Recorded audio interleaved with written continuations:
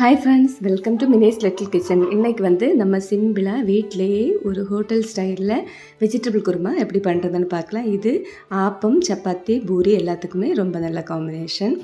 இதுக்காக நான் மீடியம் சைஸில் ஒரு கேரட் சின்னதாக கட் பண்ணி எடுத்திருக்கேன். கூடவே ஒரு பெரிய உருளைக்கிழங்கு இந்த மாதிரி கட் பண்ணி எடுத்துக்கோங்க.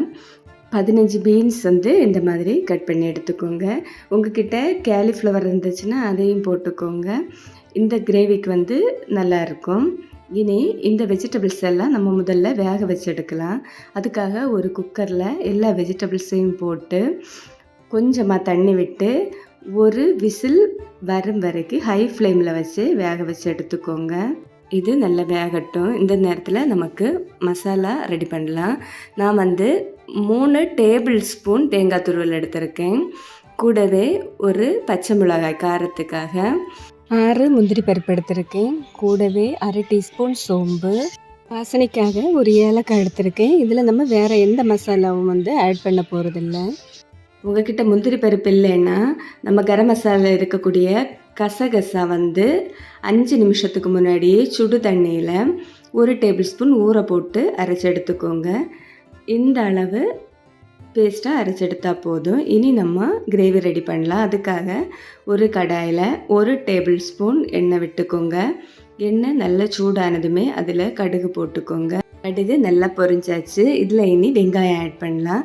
அதுக்காக நான் ஒரு பெரிய வெங்காயம் சின்னதாக கட் பண்ணி எடுத்திருக்கேன். அதையும் போட்டு நல்லா வதக்கிக்கோங்க. வெங்காயம் இந்த கிரேவிக்கு ரொம்ப வதங்க வேண்டாம், மீடியமாக வதங்கினா போதும். வெங்காயம் இந்த அளவு வதங்கினதுமே அதில் 1 டீஸ்பூன் இஞ்சி பூண்டு க்ரஷ் பண்ணி போட்டிருக்கேன். நீங்கள் பேஸ்ட் இருந்துச்சுன்னா இஞ்சி பூண்டு பேஸ்ட் போட்டுக்கோங்க. கூடவே காரத்துக்காக 2 பச்சை மிளகாய் போட்டிருக்கேன். போட்டு இதோட பச்சை வாசனை மாறும் வரைக்கும் நல்லா வதக்கிக்கோங்க. வெங்காயம், இஞ்சி பூண்டு பேஸ்ட்டு, நம்ம பச்சை மிளகாய் எல்லாம் நல்லா வதங்கி வந்தாச்சு. இந்த அளவு வதங்கினா போதும். இனி இதில் வேக வச்சு எடுத்து வச்ச வெஜிடபிள்ஸை ஆட் பண்ணிக்கோங்க. அதில் நிற்கக்கூடிய தண்ணியும் இதில் சேர்த்துக்கோங்க. இதை நல்லா மிக்ஸ் பண்ணி விட்டுட்டு நம்ம அரைச்சி வச்ச அந்த தேங்காய் பேஸ்ட்டையும் இதில் சேர்த்து நல்லா கலந்து விட்டுக்கோங்க. கூடவே குழம்புக்கு தேவையான அளவு தண்ணி சேர்த்துக்கோங்க. இந்த குழம்புக்கு ரொம்ப தண்ணி தேவைப்படாது, கொஞ்சமாக தண்ணி விட்டால் போதும். தேவையான அளவு உப்பு போட்டு நல்லா மிக்ஸ் பண்ணி விட்டுக்கோங்க. இனி ஃப்ளேமை நல்லா கம்மி பண்ணி வச்சுக்கோங்க. ஒரு மூடி போட்டு மூடி 5 நிமிஷத்துக்கு இது ஸ்லோ ஃப்ளேம்லேயே இருக்கட்டும்.